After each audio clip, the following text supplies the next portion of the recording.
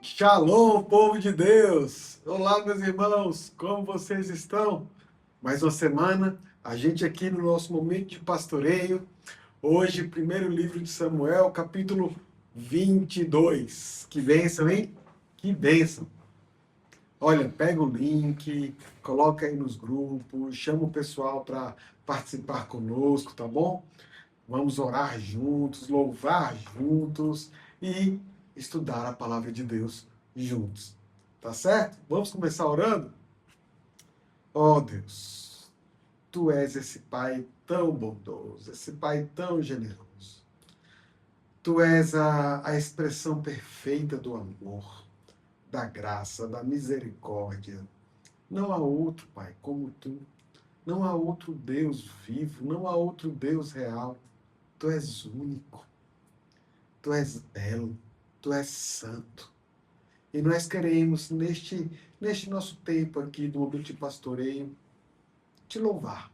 Nós queremos te adorar. Nós queremos te buscar. Nós queremos reclinar nossas cabeças em teu peito, assim como fez João. Nós queremos um tempo de carinho, intimidade contigo. Seja conosco, Pai, nesse momento, em nome de Jesus. Amém. Então, meus irmãos, como vocês estão? Como tem sido a vida devocional? Tem lido a Bíblia? Diariamente lido a Bíblia? Meditado nas Escrituras? A gente precisa se alimentar, não se esqueça disso. Mas, neste momento, vamos louvar a Deus. Dos mais altos montes ao mais fundo mar, a criação revela a tua glória. Há perfumes e cores em todo lugar. Cada ser entoando uma música, te adorando. Impossível descrever. Tu chamas cada estrela do céu pelo nome. Tu és tremendo, Deus. Impossível compreender. Maravilhados prostramo-nos diante de ti. Tu és tremendo, Deus, que comanda os relâmpagos e os trovões, e dá ordem às chuvas sobre as nações, que criou lua e sol e a fonte da luz, fez os dias e as noites e a tudo conduz. Incomparável, impossível descrever. Tu chamas cada estrela do céu pelo nome. Tu és tremendo, Deus. Impossível compreender. Maravilhados prostramo-nos diante de ti. Tu és tremendo, Deus.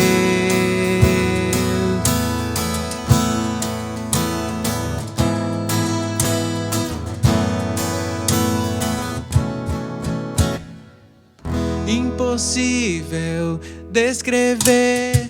Tu chamas cada estrela do céu pelo nome. Tu és tremendo, Deus. Impossível compreender. Maravilhados prostramo-nos diante de ti. Tu és tremendo, Deus. Tu és tremendo, Deus. Tu és tremendo, Deus.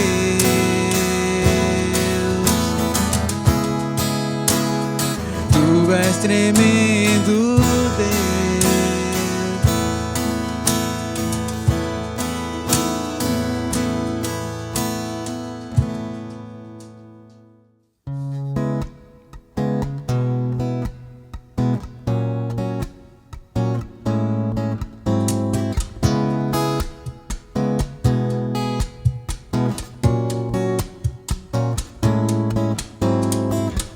As coisas aqui do mundo não servem pra nossa carreira.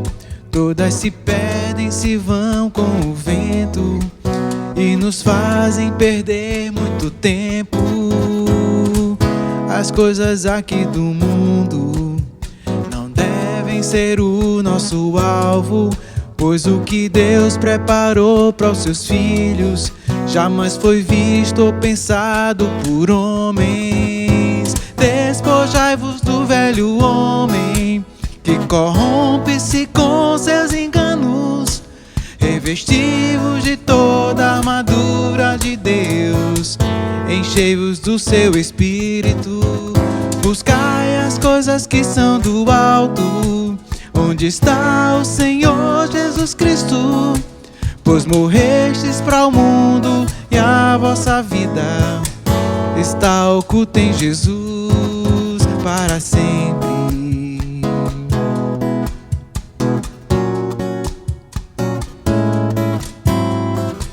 Não ameis o que há no mundo, a cobiça, a soberba da vida, pois muito em breve este mundo irá se findar. Só os que estão em Deus vão permanecer.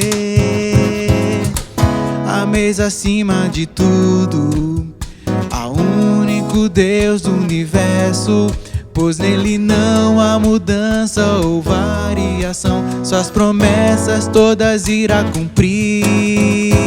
Despojai-vos do velho homem que corrompe-se com seus enganos.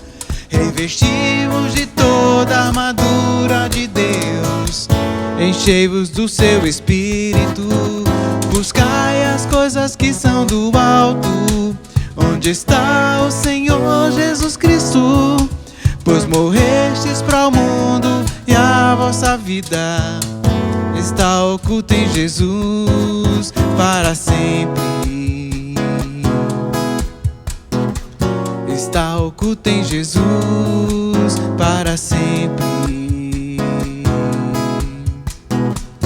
Está oculta em Jesus para sempre.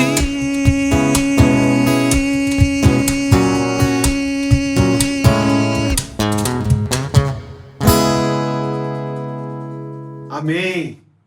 Tempo de orar agora, né? Depois de louvores tão belos. Depois a gente ter esse tempo, né? Com a música nos conduzindo em adoração a Deus. Vamos orar. Como sempre, vamos orar pelas nossas congregações, né? Pelos nossos líderes, pelos nossos irmãos, pelas nossas famílias. E você já aproveita, coloca teu motivo de oração aí no chat, para que a gente possa orar durante a semana pelas questões individuais, pessoais de cada um de vocês. Tá joia? Vamos orar uns pelos outros. Orem por mim e eu oro por vocês. Ó Deus, nosso Pai Todo-Poderoso, nós queremos, neste momento, te rogar de uma forma bem especial uns pelos outros, começando pelos nossos irmãos que estão nas congregações aqui da Igreja das Graças. Abençoa, Pai, nossos irmãos em Petrolina, em Serra Branca, em Triunfo, em Casa Amarela e em todo e qualquer outro lugar que tu esteja chamando pessoas para si, né? O teu reino é muito maior do que a Igreja Presbiteriana das Graças. Mas aqui é o lugarzinho que a gente te vê, que a gente percebe o teu corpo, que a gente é acolhido pela tua família. A gente quer te louvar e te rogar por ela, Pai. Senhor, abençoa também, meu Deus, os nossos irmãos que servem e que lideram em cada uma dessas congregações, assim também aqui na Igreja das Graças. Abençoa os pastores, os presbíteros, abençoa nossos diáconos, Pai, de uma forma especial, derrama graça sobre cada um deles, também sobre líderes de ministérios, líderes de pequenos grupos. Ó Deus, abençoa o teu povo, abençoa, Pai, também de uma forma especial nossas famílias. Ó Deus, livra-nos do mal, livra-nos dos engodos que os tempos atuais tentam nos ensinar sobre família, sobre nossa vida. Ó Deus, nos guarda de mal, nos guarda de uma cultura woke, do que é politicamente correto, e enche o nosso coração daquilo que te agrada, daquilo que é bom aos teus olhos. Abençoa também, meu Deus, os meus irmãos que estão enfermos, traze-lhes cura, traze-lhes um novo tempo diante de ti, traz-lhes uma oportunidade, Deus, de te conhecerem de uma forma ainda mais íntima, diante desse processo que eles têm vivido. Abençoa também, ó Deus, meus irmãos que estão desempregados, que eles tenham uma nova oportunidade de te servir com as atividades profissionais, com a vocação deles. Abençoa aqueles que estão endividados, Pai. Ó, meu Deus, ensina-os uma nova mordomia dos recursos que tu os dá, mas tira-os também, Pai, dessa situação difícil e angustiante, Deus. Senhor, abençoa também a cada um dos meus irmãos que, no tempo que tu assim designares para cada um deles, estão assistindo esse momento de pastoreio, que a gente possa receber de ti a tua palavra, o teu ensino, o teu alimento. É o que nós te rogamos em nome de Jesus. Amém.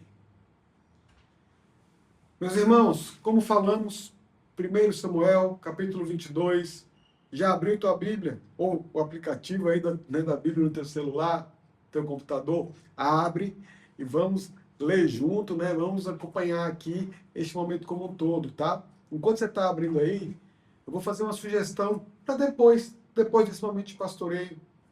Leia o Salmo 56, é uma oração de Davi em momentos de perseguição. Esse texto que a gente vai ler hoje é um texto ali daquele, né, parte do texto do momento em que o rei Saul perseguia Davi, né? Então a gente vê como é que era a oração de Davi, o padrão que Davi entende a vida dele, né? Davi, ele se coloca, na verdade, dentro do padrão de Deus. Davi, ele entende que, ou ele declara de uma forma, né, muito evidente que ele está pronto para aceitar a vontade soberana de Deus, seja ela qual for, seja ela palatável, agradável, né, ou não.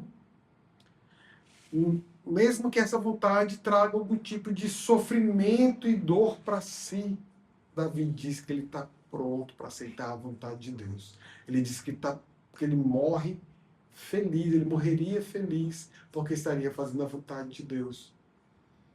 Esse padrão, só complementando, é também o padrão que a gente vê lá na vida de Jesus Cristo, né? Davi sendo essa sombra de Jesus. Jesus, quando vai ao Getsemane, que ele vai orar, lá em Lucas, no capítulo 22, ele diz: Pai, se queres, afasta de mim este cálice. Contudo, não se faça a minha vontade, sim a tua. Jesus também falando: Deus, Pai, se te agrada, se é a tua vontade, que eu não beba desse cálice. Eu não quero sofrer, eu não quero essa dor, eu não quero morrer dessa forma. Mas apenas se for a sua vontade. Porque se a sua vontade for que eu morra, que eu beba esse cálice, eu beberei. É o mesmo padrão. E porque Jesus bebeu, porque a resposta do Pai foi não para essa oração de Jesus, hoje a gente está aqui. Hoje nós somos filhos de Deus. Nós recebemos uma nova vida. Nós somos família. Nós somos corpo, membros uns dos outros. Hoje a gente pode se relacionar com Deus, pode ter intimidade com Ele. Esse é o padrão de oração de Davi, que eu queria que depois vocês lessem lá, Salmo 56. Mas hoje o nosso texto, 1 Samuel 22.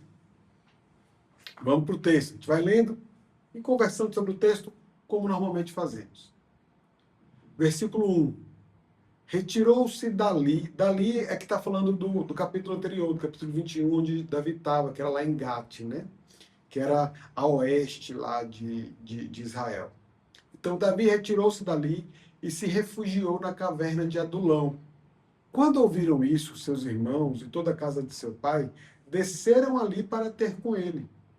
Ajuntaram-se a ele todos os homens que se achavam em aperto, e todo homem endividado, e todos os amargurados de espírito, e ele se fez chefe deles. E eram com ele uns 400 homens. Então, deixa eu falar para vocês, meus irmãos, de Gate até a caverna de Adulão não era algo muito longe, não. Né? Nos nossos dias de carro, sempre falaria que é pertinho. Vai dar uns 15, 16 quilômetros ali. Andando, né? Tem uma distância considerável. E foi essa jornada que Davi fez aqui nesse momento. Porém, a família de Davi sabia muito bem que ela não estava segura também. Porque, primeiro, né? Saul estava perseguindo Davi. E segundo, Saul não poupava nem a própria família dessa perseguição. Quem dirá a família de Davi, né? Então, quando eles souberam que Davi foi para Adulão, que era um local de refúgio, uma fortaleza ali, a turma fala, rapaz, vamos para lá também, então vamos buscar refúgio, não vamos buscar segurança. Mas além da família de Davi, se juntaram a ele mais 400 homens, né? A gente viu aqui no texto. E esses homens, né, eu queria já falar de imediato, eles não vieram para organizar uma rebelião, para, né, derrubar Saul, ou para montar um exército ali para Davi poder se proteger. Nada disso, tá? Na verdade, o que o texto fala é que esses homens estavam com suas vidas em ruínas. Eram a escória da sociedade. Eles sofreram mais do que todos o peso de um rei terreno não definido por Deus, ou não no tempo de Deus. A Bíblia diz que eram todos aqueles que estavam em aperto, né? Aperto, a palavra no original, lá no hebraico, é matsok, que significa quem está em aflição, quem está em tormento, quem está em apuros. Veja, normalmente não é assim que a gente deve viver, não é assim que a gente vive.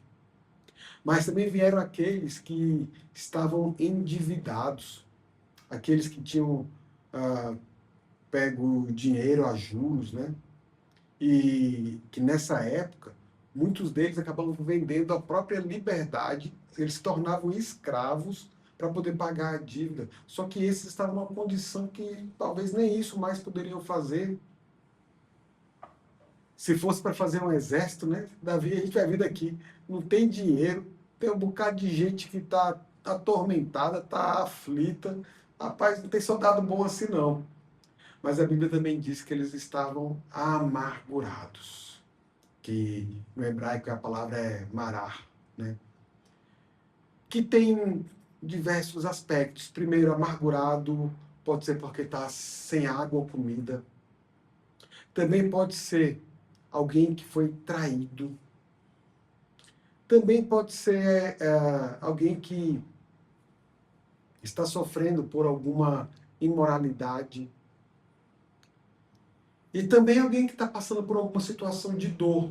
Curiosamente, essa é a palavra que é usada lá no começo do livro de Samuel para descrever Ana. Ana, mãe de Samuel, que sofria, que era amargurada porque não conseguia ter filhos. E a gente lembra como ela chorava, né, como ela se derramava diante de Deus, que o próprio sacerdote foi lá e achou que ela estava até bêbada, do jeito que ela falava, que ela, né? Enfim, era uma mulher sofrida. E é essa palavra também que descreve esse povo, esses 400 homens. Percebam que Davi estava sendo perseguido. Saul queria matar Davi. Mas Davi não buscou apoio. Na verdade, né, assim, as pessoas vieram para ele, mas ele não buscou apoio de ricos, de poderosos, de famosos, de afortunados, né? Bom, Davi, ele aguardava o tempo de Deus, né? Então, pouco importava para ele a vida pregressa dessas pessoas. É bonito a gente ver, né, o quanto que isso remete para Jesus e para as nossas vidas, para o nosso relacionamento com Jesus. Porque não foi por conta daquilo que você fez, não é por conta daquilo que você é capaz de fazer, não é por conta daquilo que você possui, daquilo que você herdou, daquilo que você conquistou, ou daquilo que você falou, que Jesus te escolheu. Mas antes mesmo de você existir, antes de você estar no ventre da sua mãe, Jesus já te amava. O que a Bíblia fala sobre nós, antes de nos encontrarmos com Jesus, é horrível para a gente, né? Porque diz que nós éramos inimigos de Deus, que nós éramos como uma lepra, e a nossa justiça como um trapo que envolve ali a lepra. Mas ele nos resgatou, e ele nos redimiu, e ele nos fez seu povo. Jesus busca aqueles que são de coração sincero e compungido, aqueles que entendem a gravidade dos seus próprios pecados e aqueles que entendem a soberania e a graciosidade de Deus. Como é que está teu coração, meus irmãos, diante de Deus, diante da vida? Você está se achando injustiçado ou você se acha agraciado diante de Deus? Você acha que não merece viver o que está vivendo? Ou você percebe a mão de Deus conduzindo toda a sua vida? Davi, como esse precursor de Jesus, como essa sombra de Jesus, amou e cuidou daqueles que se chegaram a ele. Simplesmente assim. Versículo 3. Dali, né, da caverna de Adulão, passou Davi a Mispa de Moabe. Então lembre, Moabe está a oeste de Israel. Davi estava em Gade, saiu de Gade, foi para Adulão, agora está em Moabe, ou seja, ele está percorrendo todo o território ali de leste a oeste, fugindo de Saul. E disse ao rei de Moabe: deixe estar meu pai e minha mãe convosco, até que eu saiba o que Deus há de fazer de mim. Trouxe-os perante o rei de Moabe, e com este moraram por todo o tempo que Davi esteve neste lugar seguro. É interessante, né? É curioso a gente ver que Davi leva a sua família para um lugar que talvez seria muito improvável, porque os moabitas, né, costumeiramente faziam guerra, né? Entravam em batalhas contra o povo de Israel. Mas ali, naquele local, a família de Davi foi acolhida e foi guardada, foi refugiada, né? Foi protegida. Porém, né, a história dá uma acelerada aqui, né? Versículo 5. Porém, o profeta Gade disse a Davi: não fiques neste lugar seguro, vai e entra na terra de Judá. Então Davi saiu e foi para o bosque de Herete. Veja, Davi estava muito bem, né? Estava seguro, estava guardado. Há esse salto temporal, né? Davi passou um tempo lá em Moabe, e a história vai dando uma acelerada agora, né? O negócio vai pegando fogo aqui. Parece que Deus está falando para Davi assim: olha, tu não precisa pedir refúgio para quem é estranho, não. Eu sou quem te guarda, eu sou aquele que cuida de você. Eu sou a sua provisão, eu sou o seu refúgio. Vai lá para o meio da terra de Judá, que era onde Saul, né, vivia o tempo todo ali, procurando e caçando Davi. E Davi foi. Davi obedeceu a voz de Deus, né, por intermédio desse profeta. Versículo 6. Ouviu Saul que Davi e os homens que o acompanhavam foram descobertos. Ou seja, Saul sabia onde é que Davi estava, tinha noção onde é que Davi estava agora. Achando-se Saul em Gibeá, debaixo de um arvoredo, numa colina, tendo na mão a sua lança e todos os seus servos com ele, disse a todos estes: ouvi, peço-vos, filhos de Benjamim. Literalmente, a tradução bem literal seria: ouçam e obedeçam, benjamitas, tá? Mas, né, Saul está falando: ouçam e obedeçam, benjamitas. Dar-vos-á também o filho de Jessé, a todos vós, terras e vinhas, e vos fará a todos chefes de milhares e chefes de centenas, para que todos tenhais conspirados contra mim. Saul está falando assim, ó. Ele não é da nossa tribo, percebam, né? Quem está ali era da tribo de Saul, eram os benjamitas, né? E aí ele fala, ó, eu estou dando vantagem a vocês. Vocês acham que Davi vai dar vantagem a vocês também? E mostra que está suspeitando, né? Que eles estão conspirando contra Saul. Continuando aqui no versículo 8. E ninguém houve que me desse aviso de que meu filho fez aliança com o filho de Jessé, e nenhum dentre vós a que se doa por mim e me participe que meu filho contra mim instigou a meu servo para me armar ciladas como se vê neste dia. Então vamos lá. Saul está lá com a alta corte da tribo de Benjamim, né, com a sua tribo, e em um ato político toma uma ação, né, um discurso ali para persuadir esses líderes.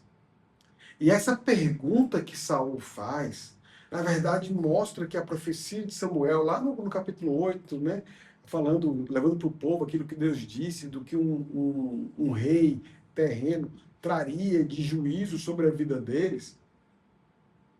Essa pergunta de Saul mostra que efetivamente ele fazia aquilo que foi profetizado por Samuel. Mostra que a profecia de Samuel se cumpriu em Saul. E cá entre nós, Saul tinha razão sim aí nesse medo de perder o trono, tá? Ele não estava muito errado nisso não. Ele só estava errado na razão que levou a isso, né? Porque ele iria perder o trono não por uma traição de Davi, porque Davi foi leal a Saul, uma lealdade irretocável, diga-se de passagem, né? Mas Saul iria perder seu trono por conta de suas próprias falhas. E essas falhas causaram reprovação diante de Deus.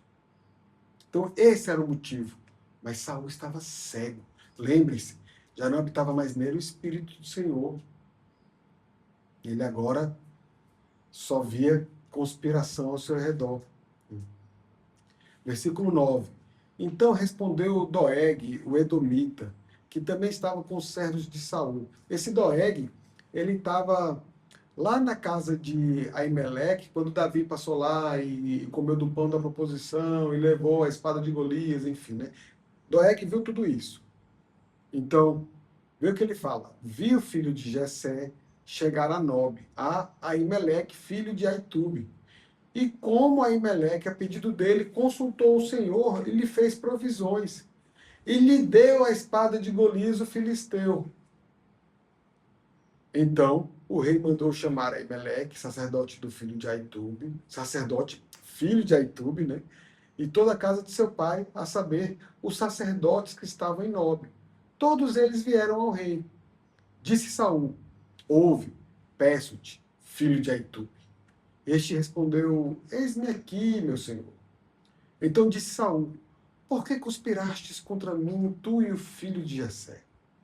Pois lhe deste pão e espada e consultaste a favor dele, a Deus, para que se levantasse contra mim e me armasse ciladas, como hoje se vê. Então, assim, aparentemente, né, aos olhos de Saul, a maior gravidade aqui é que Aimeleque consultou a Deus em favor de Davi para que Davi derrubasse Saul. A história não é essa. Aimeleque vai responder. Vamos ver aqui, versículo 14. Respondeu Aimeleque ao rei e disse: e quem, entre todos os teus servos, há tão fiel como Davi, o genro do rei, chefe da tua guarda pessoal e honrado na tua casa? Acaso é de hoje que consulta a Deus em seu favor? Não. Jamais impute o rei coisa nenhuma a seu servo, nem a toda a casa de meu pai, pois o teu servo de nada soube de tudo isso, nem muito, nem pouco.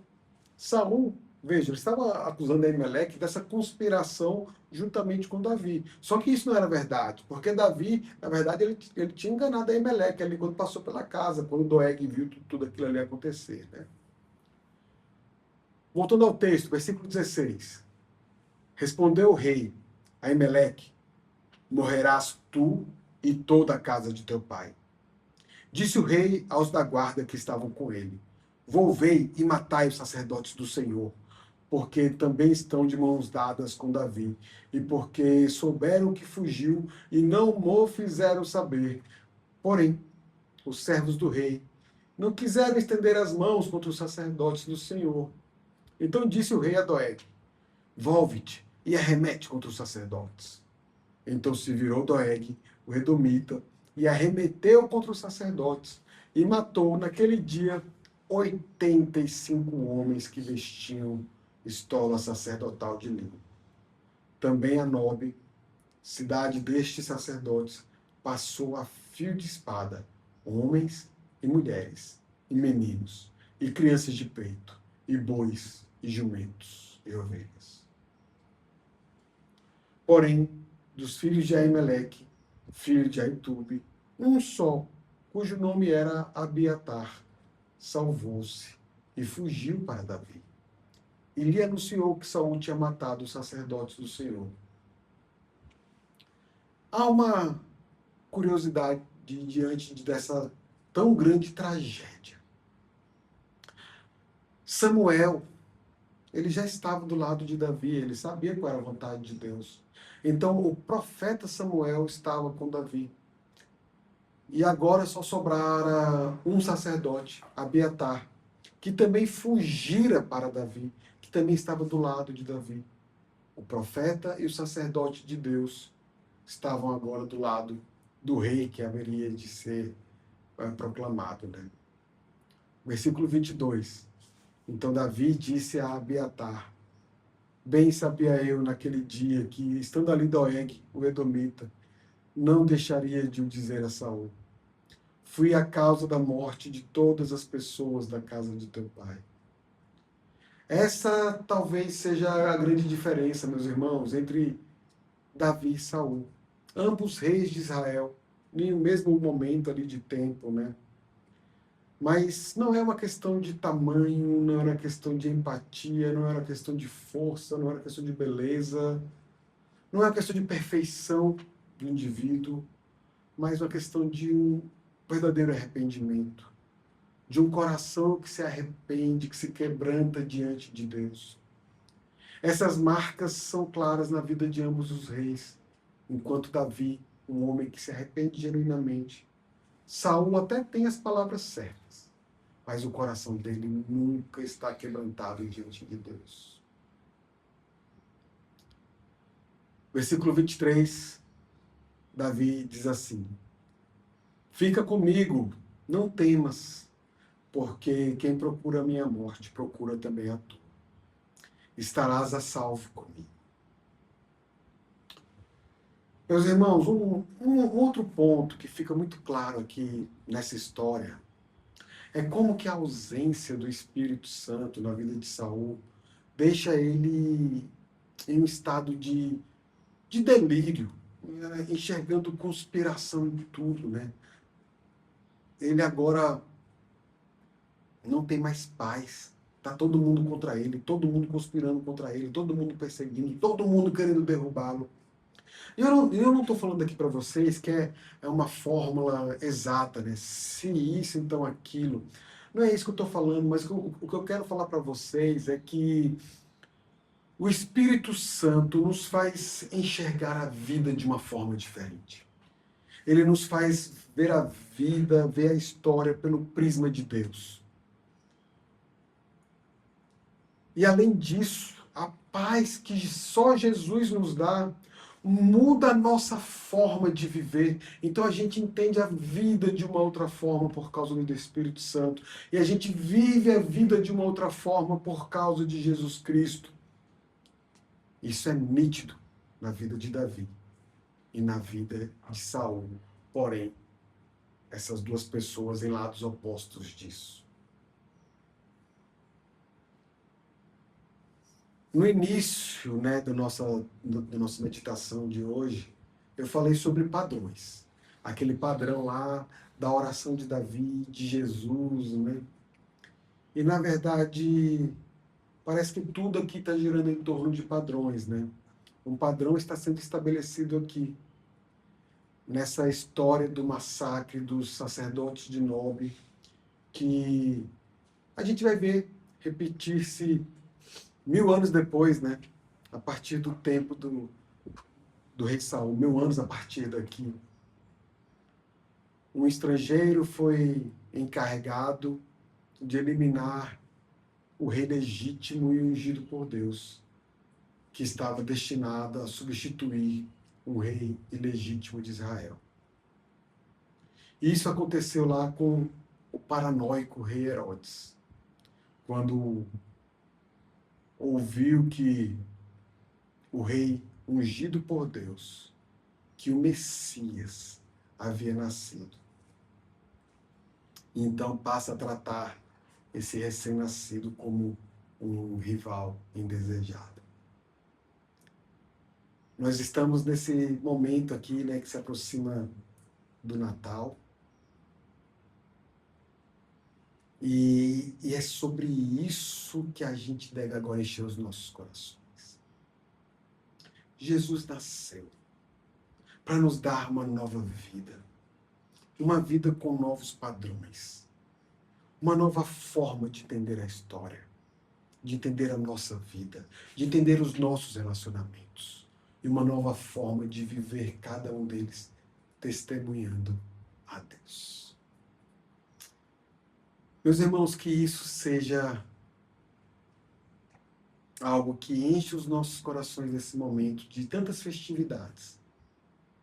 E que isso esteja presente de uma forma forte em nossos corações no ano que está chegando. Amém? Vamos orar? Senhor, ó Pai, nós precisamos de Ti para te servir. Nós precisamos de Ti para te adorar.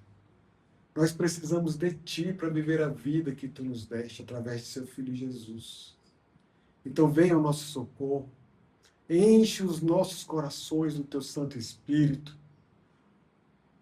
Nos faz, Deus, entender a nossa vida da forma como Davi entendia dele. Da forma como Tu mesmo, Jesus, entendeu a Tua aqui neste mundo. Da forma como Paulo entendeu. Que viver é Cristo e morrer é lucro. Porque a morte é estar a eternidade desfrutando da plenitude da Tua glória. Ó Senhor, não há nada melhor do que isso para as nossas vidas. Abençoa, meu Deus, cada um dos meus irmãos. Enche-nos dessa certeza, dessa convicção com intrepidez, meu Pai. Ó Senhor, precisamos de Ti. Em nome de Jesus. Amém. Amém, meus irmãos. Vamos cantar um último louvor a Deus?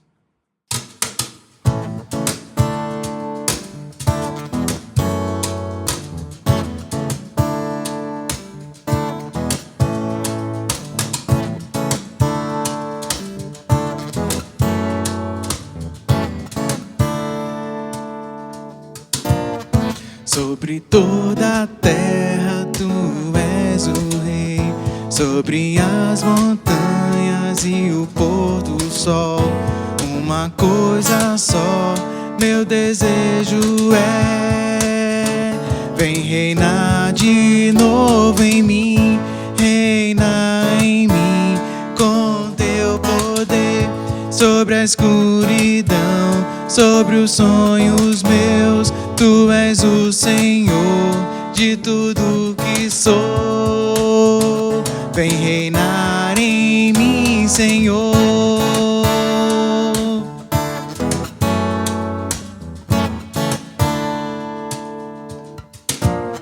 Sobre o meu pensar, tudo que eu falar, faz-me refletir a beleza que há em Ti.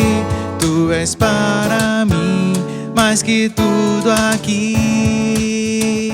Vem reinar de novo em mim, reina em mim com teu poder sobre a escuridão, sobre os sonhos meus. Tu és o Senhor de tudo que sou. Vem reinar em mim, Senhor, reina em mim com teu poder sobre a escuridão, sobre os sonhos meus. Tu és o Senhor de tudo que sou. Vem reinar em mim, Senhor.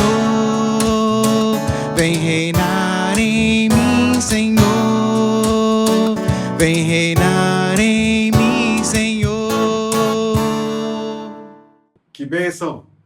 Assim nos despedimos hoje. Até a próxima. Que Deus te abençoe. Tchau, tchau.